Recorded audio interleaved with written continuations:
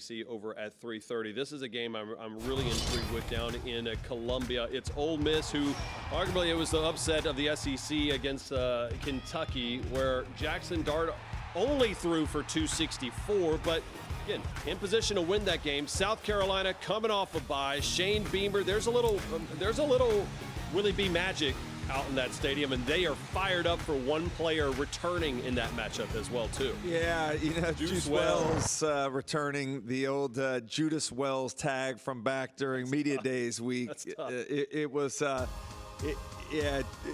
Juice kind of disappeared last week against Kentucky. Anxious to see if he can start to contribute a little bit more this week. Over and under 75 yards for Juice Wells. I'm going to go over in that one there. I think if anybody appreciates a storyline like this, it's Lane Kiffin. And making sure they get him some touches, making sure he has some success and an opportunity to kind of vindicate himself.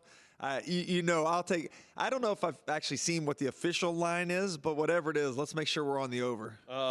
It does feel like something that Lane would just be like, I know that people are not going to like this, so I might as well poke the bear a little bit. But on the flip side, you got to understand, Shane Beamer probably looks at it going, hey, I know that they're going to want to feed Juice to get him involved in this as well, too. And how do you respond to that? You made a great point before the show that we should probably use more coaches' sound to preview the upcoming games. I don't know if you had a chance to hear Lane Kiffin talk about the difference between Kentucky's defense last week and South Carolina's defense.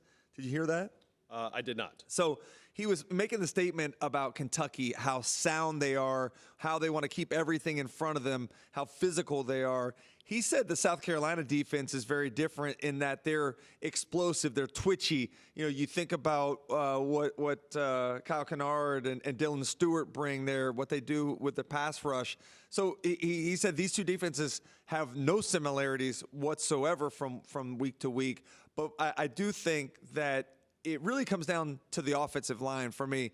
The offensive line was supposed to be better. Remember in the offseason, Coach Saban was talking about how they've always had the explosive players at the skill positions, but now they finally have the caliber of guys on the offensive and defensive lines to match up with the Alabamas, with the Georgias, with the LSUs.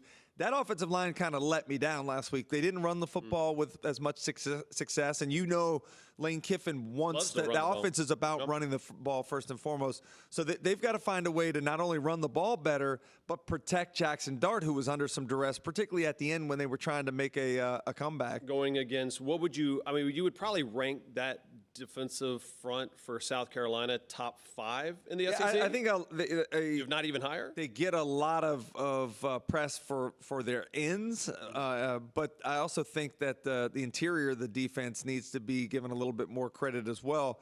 I would put in the SEC, that front 7, I would put them in the probably top 4, probably. Right there with Kentucky. Right there, maybe with Alabama that we've seen. Would you put Alabama Georgia's always going to be up there. Georgia's there? Just thin on the interior of their defense. But, yeah, I would put South Carolina in terms of what they can do at rushing the quarterback. There's not a whole lot of teams in this country that have two edges that can complement each other like that. Just crazy about how schedules work because South Carolina in Lenore Sellers. Tennessee would be in that same group as well. I put them probably at number 1. Lenore Sellers coming back in this game, and I'm a firm believer as an LSU fan that if Lenore Sellers plays against LSU for the entire game, and they get a couple of calls that probably should have gone their way, South Carolina is undefeated going into this matchup. Isn't that crazy to think about, though, dating back to the Old Dominion game, how bad the offense looked as a whole, and Lenore Sellers not necessarily doing the things we thought he would do in the offseason. It's a credit to Dow Loggins. It's a credit to the coaching staff for understanding how to use him. And obviously, Lenore Sellers is a first-year starter heading into this season, and so the more he plays, the more comfortable he's going to get.